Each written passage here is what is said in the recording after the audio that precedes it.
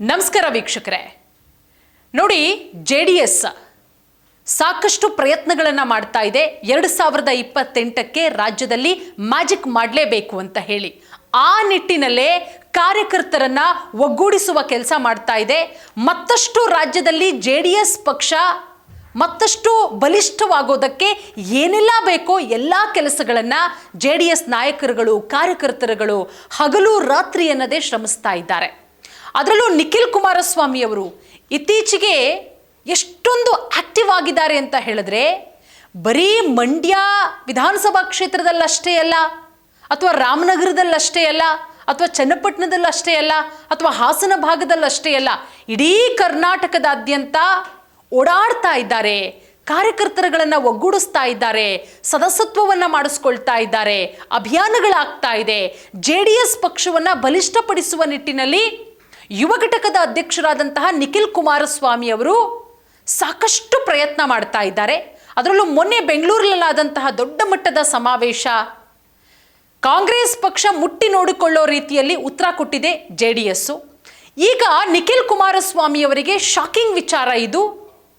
ನಿಖಿಲ್ ಕುಮಾರಸ್ವಾಮಿ ಅವರು ಕಾರ್ಯಕ್ರಮಕ್ಕೆ ಬರದಂತೆ ಬಹಿಷ್ಕಾರದ ಭೀತಿ ಕಾಡ್ತಾ ಇದೆಯಾ ಜೆಡಿಎಸ್ ಬೆಳ್ಳಿ ಹಬ್ಬದ ಸಡಗರಕ್ಕೆ?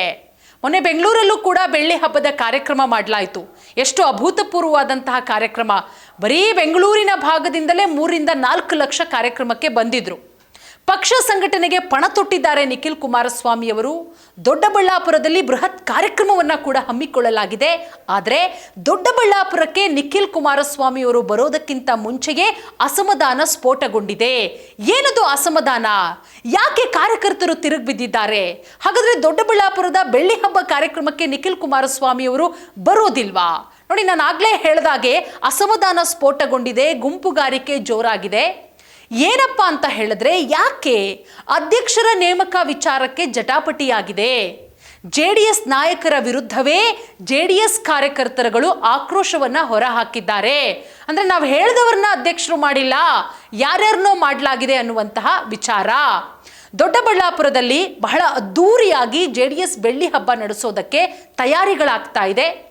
ಈ ಒಂದು ಕಾರ್ಯಕ್ರಮಕ್ಕೆ ನಿಖಿಲ್ ಕುಮಾರಸ್ವಾಮಿ ಅವರಿಗೆ ಕಾರ್ಯಕರ್ತರು ಬಹಿಷ್ಕಾರದ ಎಚ್ಚರಿಕೆಯನ್ನು ಕೊಟ್ಟಿದ್ದಾರೆ. ಹಾಗಾದ್ರೆ ಈ ಭಿನ್ನಮತಕ್ಕೆ ಅಸಲೇ ಕಾರಣ ಆದರೂ ಏನು?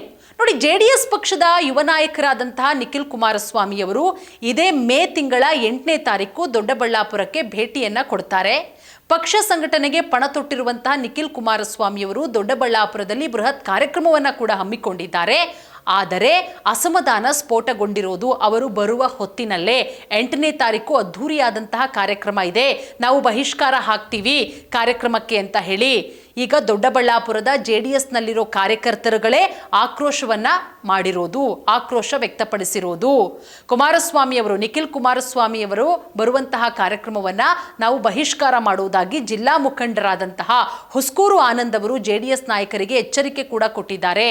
ದೊಡ್ಡಬಳ್ಳಾಪುರದಲ್ಲಿ ಭುಗಿಲೆದ್ದಿರುವಂತಹ ಆಕ್ರೋಶಕ್ಕೆ ಏನ್ ಕಾರಣ ಅಂದ್ರೆ, ನಾನು ಆರಂಭದಲ್ಲೇ ಹೇಳ್ದಂಗೆ ಅಧ್ಯಕ್ಷರ ನೇಮಕವೇ ಪ್ರಮುಖ ಕಾರಣ ಅಂತಲೂ ಕೂಡ ಹೇಳಲಾಗ್ತಾ ಇದೆ.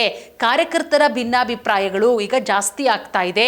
ಇಲ್ಲಿ ಪಕ್ಷ ಏನ್ ಮಾಡಿದೆ ಅಂತ ಹೇಳಿದ್ರೆ, ಕಾರ್ಯಕರ್ತರ ಅಭಿಪ್ರಾಯವನ್ನ ಕೇಳದೆ ತಾಲೂಕು ಅಧ್ಯಕ್ಷರ ನೇಮಕ ಮಾಡಲಾಗಿದೆ ಅಂತ ಹೇಳಿ ಒಂದಷ್ಟು ಅಸಮಾಧಾನ ಹೊರಹಾಕಿದ್ದಾರೆ ಒಂದಷ್ಟು ಜನ. ನೂತನ ಅಧ್ಯಕ್ಷರಾದಂತಹ ಹರೀಶ್ ಗೌಡ ವಿರುದ್ಧವೂ ಕೂಡ ವ್ಯಾಪಕ ಆಕ್ರೋಶ ವ್ಯಕ್ತವಾಗ್ತಾ ಇದೆ. ಯಾಕೆ ಮುನೇಗೌಡರನ್ನ ತೆಗೆದಿದ್ದು, ಜಿಲ್ಲಾಧ್ಯಕ್ಷರಾಗಿದ್ದಂತಹ ಮುನೇಗೌಡರನ್ನ ಏಕಾಏಕಿ ಯಾಕೆ ಕೆಳಗಿಳಿಸಿದ್ರಿ ಅಂತ ಹೇಳಿ ಕಾರ್ಯಕರ್ತರು ಆಕ್ರೋಶವನ್ನ ಹೊರಹಾಕ್ತಾ ಇದ್ದಾರೆ. ಬೆಳ್ಳಿ ಹಬ್ಬಕ್ಕೆ ಹಾಗಾದ್ರೆ ಶಾಕ್ ಕೊಡ್ತಾರ ಕಾರ್ಯಕರ್ತರು? ಜೆಡಿಎಸ್ ಪಕ್ಷದ ಬೆಳ್ಳಿ ಹಬ್ಬ ಕಾರ್ಯಕ್ರಮದಲ್ಲಿ ನಿಖಿಲ್ ಕುಮಾರಸ್ವಾಮಿ ಅವರು ಭಾಗಿಯಾಗೋದಿಲ್ವಾ? ಏನಾಗುತ್ತೆ ಅಂದ್ರೆ, ಎಲ್ಲರನ್ನ ಕೂರಿಸಿ ಮಾತನಾಡುವಂತಹ ಕೆಲಸಗಳು ಏನಾದ್ರೂ ಆಗುತ್ತಾ? ಈ ಅಸಮಾಧಾನವನ್ನ ಶಮನ ಮಾಡುವಂತಹ ಕೆಲಸ ಏನಾದರೂ ಆಗುತ್ತಾ? ಕಾದ್ ನೋಡೋಣ. 8ನೇ ತಾರೀಕು ದೊಡ್ಡಬಳ್ಳಾಪುರದಲ್ಲಿ ದೊಡ್ಡ ಮಟ್ಟದಲ್ಲಿ ಬೆಳ್ಳಿ ಹಬ್ಬ ಕಾರ್ಯಕ್ರಮ ಇರೋದ್ರಿಂದ ಕಾರ್ಯಕ್ರಮಕ್ಕೆ ಬಹಿಷ್ಕಾರ ಹಾಕ್ತೀವಿ, ನಿಖಿಲ್ ಕುಮಾರಸ್ವಾಮಿ ಅವರನ್ನ ಬರೋಕ್ಕೆ ಬಿಡಲ್ಲ ಅಂತ ಹೇಳಿ ಜೆಡಿಎಸ್ ಕಾರ್ಯಕರ್ತರುಗಳೇ ಹೇಳ್ತಾ ಇರೋದ್ರಿಂದ ಈ ಒಂದು ಬಂಡಾಯ, ಈ ಅಸಮಾಧಾನ ಶಮನ ಆಗುವಂತಹ ನಿಟ್ಟಿನಲ್ಲಿ ಮಾತುಕತೆ ಆಗ್ತಾ ಇದೆ ಅಂತ ಹೇಳಲಾಗ್ತಾ ಇದೆ. ನೋಡೋಣ, ಇದೆಲ್ಲವೂ ಕೂಡ ಶಮನ ಆಗಿ ಕಾರ್ಯಕ್ರಮ ಅದ್ದೂರಿಯಾಗಿ ಯಶಸ್ವಿಯಾಗಲಿ ಅನ್ನೋದು ಕೂಡ ನಮ್ಮ ಆಶಯ.